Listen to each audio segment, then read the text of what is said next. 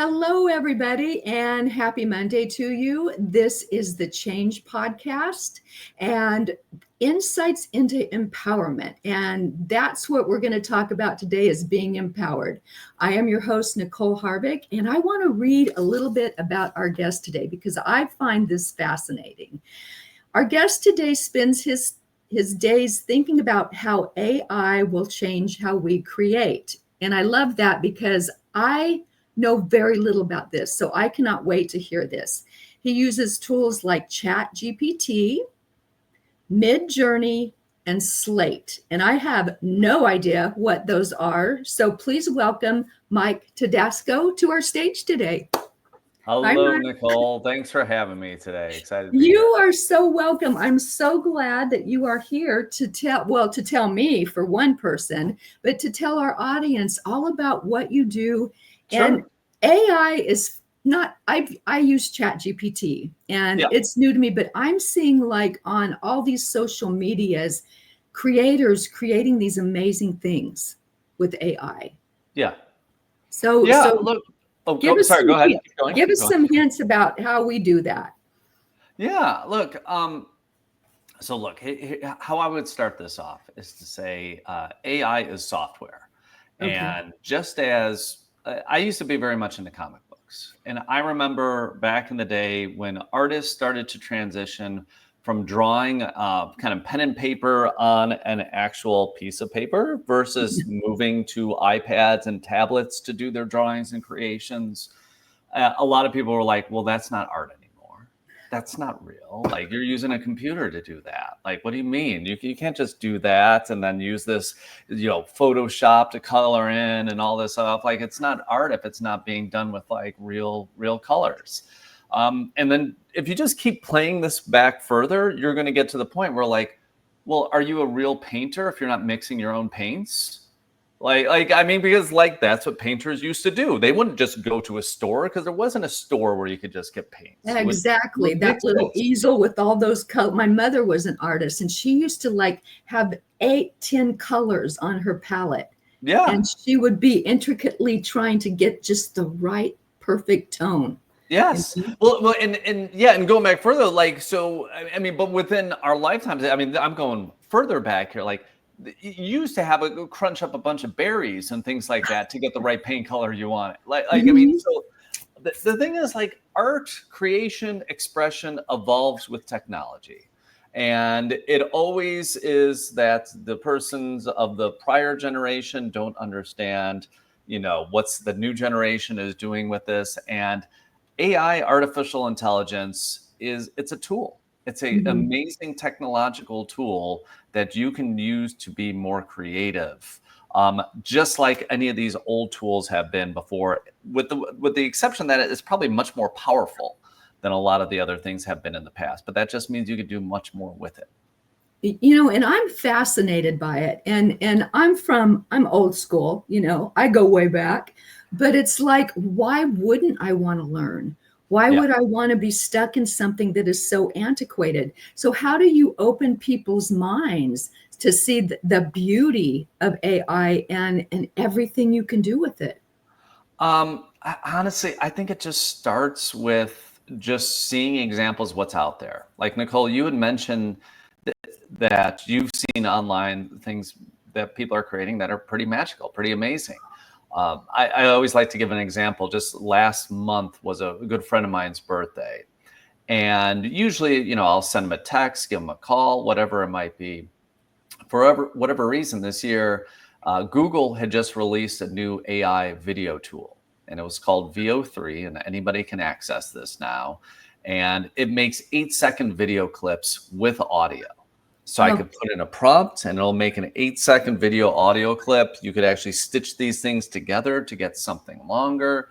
He's very much into Star Wars. You could mimic stormtroopers pretty well in this tool. So I made him a birthday card, a video birthday card of stormtroopers, greeting him personally, happy birthday, with exactly what I wanted them to say as part of that. And I was, I did that. It took me probably 20, 30 minutes to make that, stitch it together, send it to him. And it was a complete new way of creative expression that I've never had before. And so I think just as people start to see more of these examples, they'll start to separate what's known as AI slop, which is, I think, what most people are opposed to. And AI slop is the definition of just mindlessly sticking videos, books, posts, whatever it is online, and just having AI just churn these things out and just stick them out there into the world. When versus having thoughtful creators make something that they wouldn't have been able to make before. Like, I would not have been able to make a friend as a birthday video, a stormtrooper video, Right. and before AI. That was just not feasibly practical to do something like that. See, I think that sounds amazing. What, for our audience and for me, what Yeah. was the name of that again, so someone can utilize that? Yeah, If they yeah. didn't- So Google has a suite of tools called Gemini. That is Uh-huh. Google's AI tools, Gemini. And within Gemini, there is one called VO3. It's VEO3. It's just the third Okay. version of VO. And um, I think you may have to pay to use it. I'm not sure exactly. Sometimes you get a free trial, sometimes Right. not. I pay a stupid amount of money because I use it all the time. So, But that's okay. If you're using it and you're having fun oh doing yeah, it and it makes your life simpler, why wouldn't you pay for it? You know? absolutely. I mean, I use it to create new things. And look, I've seen really interesting examples of, there was a dental office in Los Angeles who used VO3 to make a minute-long commercial of a ape that was skydiving and then after the skydiving, the ape had their teeth knocked out, and then they walked into the dentist, of the dental facility, and got their teeth repaired, and the ape was very happy. And that was, so a couple of creative people in their department were able to come up with that idea, stitch that thing together, put it out there, get millions of views. Like, would a single dental office be able to do something like that? No. I mean, so like, that's why this is really starting to unlock much more creativity that people can have. But you know what I like about that is someone is having to use their brain, which Yeah. we've had to use since the beginning of time, to create that. Yes. If that thought wasn't there, they couldn't put it to use. So why is everybody getting so crazy about, Yeah. oh, well, that's AI, that's AI. Yeah, I mean, I think I think this is a little bit unique in the United States. If you look at a lot of other countries, I just saw a survey on, people's perception of AI in the US versus somewhere like China.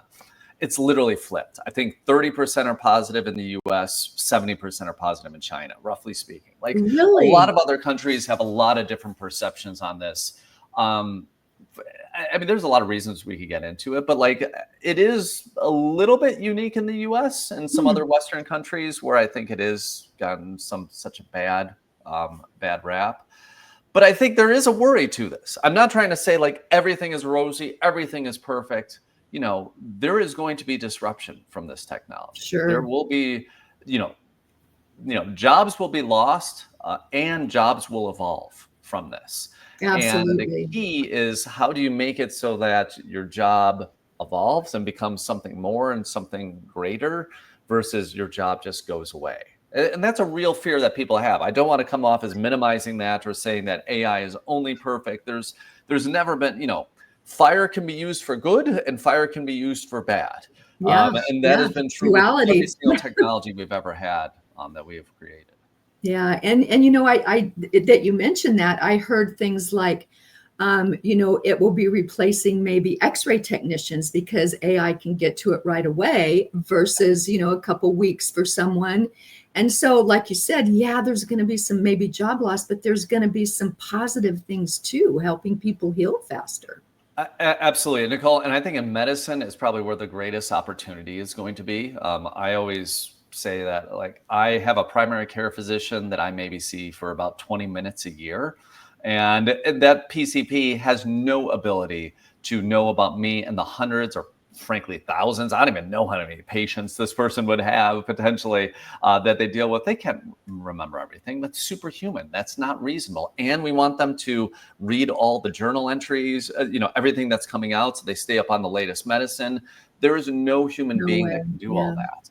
But if we had an AI to supplement the doctors, where, they can reference things, they can know, right before, they can have a nice summary of everything that happened. As they're talking out loud, it could be taking notes for them. They can be doing all these kind of things. Like, that is the direction we want to go to. Exactly. Where it's AI plus human is going to give us the greatest outcome, because an AI is never going to be able to make that personal connection to us. And we know from doing studies, like when doctors are present and focusing on you and showing you that they care, and there's a reason why they chose this profession and all that, that can be one of the strongest things in the process of a doctor-patient relationship. Yeah. And when they're just having to take notes and do all these other things and kind of look off to the side as they're driving in, because they have no time to do that otherwise, that's not the best use of their time.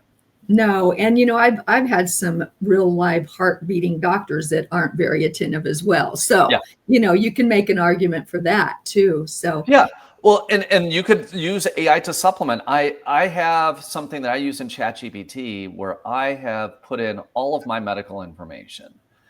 Blood tests, like literally DEXA scans, anything that I have, I've thrown in there. I've given it my health goals. I have given it all this information about me that I can, my family history, all this stuff. And then whenever I have a medical question, that's the first place I go to. Now, am I going to rely on it 100% if it says like I have cancer and I'm like, okay, I can't, well, no, but it's the first wave that I go through. And if at 3 a.m. I'm worried about something, it's a good place to be able to turn to, good place to just have I'm 48 years old now. So like things are slowing down, things are changing, things are all this other kind of stuff. Like, I'm like, wait a minute, is that right? And so I could use that. And it's a great thing to have. Like, it is one of those things that for me now, like, I couldn't imagine living without it. yeah, and I don't use it nearly like you do, but boy, do I. It's my go-to for so many things. And even like writing something, and I'll take the words, but then I'll make it my own and insert me into that. So yeah. I'm sure there's a way to do that prior to getting all that info, but I'm falling in love with it. I got to tell you. It's great. I mean, there's a lot of you, and everybody needs to find the way for them to use it best. So Yeah. you say, Nicole, like, you use it as a first draft, and, and then you kind of make it your own from there. I kind of do the opposite for me. So I will actually use my own first draft, but then I use it as an editor. I say like, hey, what's boring? What's too long in here? Can you fact check this for me? Like, I literally, for all my blog posts, I have a whole editing process that I use Claude, which is another, it's a ChatGPT kind of competitor. And you can use any of those models for something like that. But I kind of go through all these steps for that. And that's what works for me, because you know what, like for my blog that costs zero money for people to get to, I can't afford to have an editor, and no editor is going to be able to turn around within like an hour and give me all the feedback that I need. Right. And how expensive are editors? Yeah, exactly. So, will it be as good as a human editor? No, but it's going to get close. Yeah. And it's going to be fast. And those are the trade-offs we always have to think and use and so forth. I love it. And now I was going over your bio, and it says did you start your career at PayPal? I actually started at GE, but I was at PayPal a long time. I was at 11 years. Okay. Okay, because you're talking about GE's meatball logo. Oh yeah. That's very amusing. So if you're reading my actual, so for folks who don't know, I think Nicole is reading my actual bio, which is I used to do a lot of talks when I was at PayPal, and people would always read my bio. And so long story short, at some point I was like, oh, I don't want to hear my own bio again. So I actually made it into a rap. And I just kind of would see like how people would react to it as part of it. And I did have literally one person I remember in my time, I was at some events and they actually rapped it, which like shocked me. It was the most amazing thing. So yes, the meatball logo in there is referencing General Electric, where I started. That's funny. And to me, if you don't have a good sense of humor in this world right now, you can't play with me. Yeah. That's for sure. So that's one of the things that I think right now, it's like I'm just staying out of some of the minutia, and I'm going to laugh at things, make me smile, make me happy. So when I see something like that, I'm like, this guy's funny. Oh, thank you. Well, it's funny you say that, Nicole, because I spent the weekend with my parents who are still with us. My dad's 82. He does not look 82 at all. Like he is a very spry 82. And we saw some of our cousins. We went down to Los Angeles, went to a baseball game, all this stuff.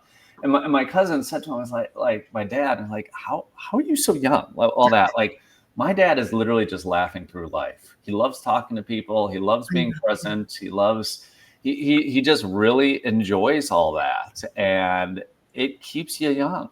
Like there's something really special about seeing that, and it's just very much builds into the people around him as well. When, like, you have somebody who is so excited and happy and jovial about, like, hey, just great to be alive. Like, let's have a laugh. Oh, my dad says that too. He says one of the best things to keep you young is a sense of humor. He says, but you have to laugh at yourself first. Oh, and he does that plenty. Yeah, you have to. Oh, absolutely. Now, also, you have 100 utility patents. Yeah. So you're funny and smart. Thank you for saying. So yeah, so for a utility patent is kind of just a patent. So like Thomas Edison, that's like a utility patent. Here's one of the things I just found out. Like, I never thought I'd have a patent in my life. My background is in accounting. That was like my first job. If you would have ever said, like, Mike, you're gonna have a patent, I'm like, what are you talking about? What I found out while I was at PayPal is very, much in the world of technology. I wound up running innovation there on the backside of it. Patent is kind of just coming up with something that no one's ever thought of before, and being able to explain how that is useful and all that as part of the process. So I just got involved with the patent team early in my time at PayPal, and I love just coming up with new things. And even though I'm not an engineer, but I can understand technology pretty well. And I would just always ask a lot of questions. And Nicole, the one thing I will say, to get 100 patents meant that I probably had, I don't know, 1,000, 2,000, 5,000 ideas to get to those. Like it comes from having a whole lot of ideas and a whole lot of really bad ideas, and then just kind of working through.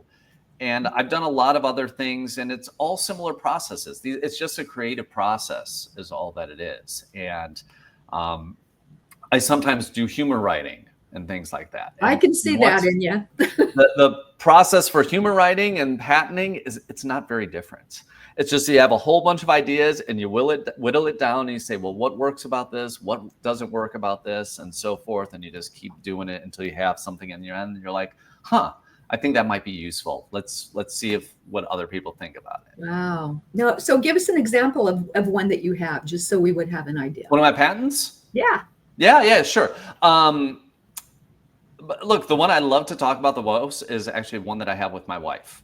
So okay, very cool. This was the whole process. My wife we met in finance, so we're two finance people. She was working at Johnson & Johnson, got a job at eBay, which owned PayPal at the time. Okay. And so we were actually working at the same employer at that point. And I remember her coming back for dinner saying, it was interesting that she was like going on to LinkedIn, and it was still recommending all these people that she used to work with, like at Johnson & Johnson and healthcare and all that. And she's like, I've updated my profile. Why isn't it that it doesn't work? I'm like, that is actually really interesting. And so then we started talking about it at dinner, and we're like, wouldn't it be smart if the phone was using location-based services to actually recognize the people who are around you and all this other kind of stuff? And you could have recommendations based upon that, and so on and so forth. And like that became the kernel of what became the patent that my wife and I have together as part of this. Now, this might seem obvious now, 12 years or so ago, or whatever this was, it wasn't as obvious to have this, and nobody was doing that. I think there's probably companies even doing this now, but like that's kind of one of the examples of one where it just kind of starts with an idea, starts with a problem, Like, well, why isn't it like that? How could you use that? And just adding technology and things like that, and to, have like this real idea that then you sit down with a bunch of lawyers and you make this big fancy document in the end with all that. I think it sounds amazing. It really does. So congratulations to you. Now, Okay. I sit there and I'm like, I obviously have a different brain because, it's something like that's just not there. So you do have a unique spark of some sort. So Nicole, here's what I would say. It comes from doing it. It just comes from repetition. And I don't believe for a second that you don't have a brain that would be capable of that if that's what you wanted. Like we all need to understand what are the priorities of that. Because I would teach people at PayPal how to do this. And in the beginning, nobody could get this right. I used to tell this one story, this guy named Brady. He won't mind me using his name. And he worked at PayPal, and he wanted this has been about like 2016. He was a freshman out of college. He was like, yeah, I'd be cool to get a patent. And I remember, I think he submitted and so he would sit in these sessions. He would kind of just see how we thought through stuff. He would learn that. He would then submit ideas. He would actually watch reruns of The Office, and for 22 minutes a day or whatever, and he would just send in ideas and things like that. That was his homework. None of his first 50 ideas became anything. It was literally 0 for 50. And I think it was it was 51st or something like that. He got it. And then he started to just kind of figure out the pieces. And it's like figuring out a puzzle. It's literally like figuring out a puzzle. If you've never done a puzzle before and somebody throws all these in front of you and you're like, what am I even supposed to do with this stuff? If you don't understand the concept of it, it's going to take you a little bit while. But once you complete that first puzzle, and the first one is going to be so painful and take so much time for you to do, then you're going to be getting a little bit better at each and every time. And this isn't something that's special for me. This is something that we used to say when I was at PayPal running innovation, that everyone is an innovator. Everyone has this, just as a human being, as part of our species, this is just something we do. And we all just focus on innovating in different ways in our lives. Wow. That's awesome. Now you mentioned that you dropped your kids off to school this morning, right? Yes. How old are they? 14 and 11. They're starting 9th grade and 6th grade. So starting high school and middle school right now. Yes. I hate to tell you, but it'll be done in a blink, but I'm sure I believe it. I'm sure you know that. Where are they at? They have a leg up with you as a dad with AI. What are they using it for? Can they use it in school now? So here's the thing. I remember Tony Hawk. I remember hearing an interview with him. Yeah. So this famous skateboarder, probably the world's most famous skateboarder, he has a bunch of kids, and he was telling the story about how one of his I think it was his teenage daughter or something, was never into skateboarding, and basically started taking it up or something like that. And he's like, oh, okay. He's always was very hands off with the kids. And at some point, he says to him hey, you seem to be getting pretty good. If you ever want any tips from your old man, just, let me know. And and literally her response to her dad was what do you know about that? And only the most famous guy. The greatest skateboarder in the world, you're still his dad. My kids don't take much AI stuff from me. I'll be completely honest. So they don't have any special leg up, because you know what? I'm their dad, and they're at an age where they kind of don't care. What do you know, old man? Yeah. We're at that phase of adolescence right now. Oh, I remember it well. Like you're an alien. It's I've been through this once or twice. Yeah. So no, but I think the one thing they do see me do stuff. So, they'll see me make these videos, and they're kind of from the side oh, that's cool or whatever, maybe. But then it's not until 3 weeks later when their friends start doing the things or something that they're actually interested in it then. At the school themselves, it's a mixed bag, to be completely honest. When my son was at the middle school, one of his English teacher actually said, do you know what? We're not using computers anymore. He decided that about 2 years ago. He's we're going old school. We're reading. We're writing on pieces of paper, all that. And for me being an AI guy, I think that was awesome. Like that to me was like, okay, that's great. Like just teach them the fundamentals. It's all about that. We don't need the computers. Like if anything, like computers are probably too pervasive in our lives. Like we like to have separation, to have all those kind of things, to do things, the old fashioned way. That's wonderful. But in other classes, for certain things, teachers actually encourage them to use ChatGPT. They've all had to change how they're doing stuff in their curriculum. That's for sure. But like it really is teacher dependent on whether or not it's like, all in, somewhere in the middle, or you know what, we're not going to use this at all. Yeah. And, my daughter just graduated from college just a couple of weeks ago. And she was telling me one time, she's a very good writer, very creative. And she pretty much wrote 99% of her paper herself. Yeah. And they accused her of using AI. I'm like, how do you, navigate that one? So this is a real problem. And so my job now is I'm actually at a university. I'm at San Diego State. They have an AI center. I get to talk to lots of professors and teachers there and at other universities just about like, how do we, deal with this in the world that we're in? And here's the one thing that I tell them, like, do not use any, and I've reviewed them on my blog. I've used all of the AI detectors, quote unquote. Mm-hmm. They don't work. I've used them on stuff that I know is 100% AI generated, 0% AI generated, and everything in between. And they just don't work. And if you think that just because somebody uses the word delve or any of the other like tricks that people think that they have, that this is AI generated, I really, really caution teachers from do that. If you're worried about students using this, have them do the work in class, just like my son's English teacher used to do. If you're giving some large paper that's a take home or something, encourage them to use AI then and say, do you know what? We're raising the bar on this thing. Like we used to, before AI, we expected this level. Now we expect this level. Because you know what? Go ahead and use ChatGPT. Go ahead and use this. Nobody is going to be able to just do this in one shot. One shot meaning like, okay, give me, the best paper ever about Romeo and Juliet and make sure it's an A+. And an AI is going to be able to do, an AI is not going to be able to do that just in one shot. You're going to have to then use your critical mind as a student and just say, okay, this section isn't as good. This isn't as good. You're going to have to go back and forth again and again and again. And, and maybe the thing the teacher asked for is like, okay, I want to see your whole thread.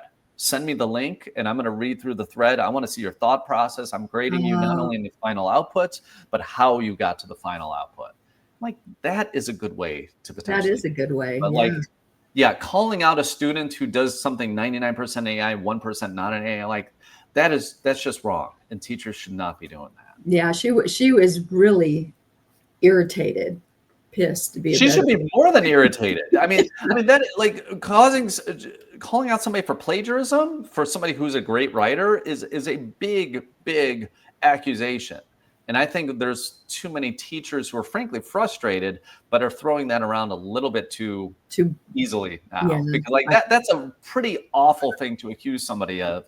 God forbid they are not plagiarizing and they're just using AI for final polish or to help them spell check. Like, and people need to realize that if you're using spell check, if you're using, if you're using any of those things, you're using AI. If you're using Google Maps, you use AI. If you use Facebook newsfeed, you use AI. Like all of these things are AI. It's not like AI was introduced with ChatGPT. It is under the hood in so many things we're already using today. Oh, that's probably that. A lot of people need to hear that. A lot of people need to hear that. And Mike, I know we're almost out of time here. This has been an amazing conversation, but can you give our audience just like a nugget of where you think AI is going next? Look, I wish I fully knew, Nicole. I mean, it's moving so fast. We don't know. Here's the thing I guess I could say about it. It is just going to continue to improve. It is going to continue to get better and is going to continue to have a bigger role in our lives. If you're like been listening to this and you're still on the fence about it, what I would just say is like, just try it. Find a place in your life where you think you could use help or assistance. Maybe it's being a coach for you because you want to be a better leader or a better parent or whatever it might be. Maybe it's you've always wanted to learn about Roman history and you want it to just like quiz you when you're driving in the car, and you can put on ChatGPT voice mode and just say, hey, I want you to make me more knowledgeable about Roman history and blah, blah, blah, or whatever subject. It can be, again, the thing is there's an infinite amount of these things these tools can do. Just find a way for it to help you in those things. The more you understand what it's good at, what it's not good at, the more efficient you will be with the tools. The more you kind of know when people talk about it, if they know what they're talking about, or if they're like, well, clearly this is somebody who hasn't really used this before, because that's not really how that works. You will just become more knowledgeable because it is going to be a bigger part of all of our lives. And the sooner you start understanding how these things work and how it can help you, the better off you all are going to be from that. Wow. Great. That's so much help. And I want to thank you for being on today. This has been fascinating. I took my notes, old school with the pen. but I just want to tell everybody that in your description, there will be a link to find this amazing gentleman. So I would advise anybody who has questions or needs his help, reach out to him. I know I have learned a lot today, and I want to thank you for being on. To our audience, thank you for watching, and I will see everyone next week.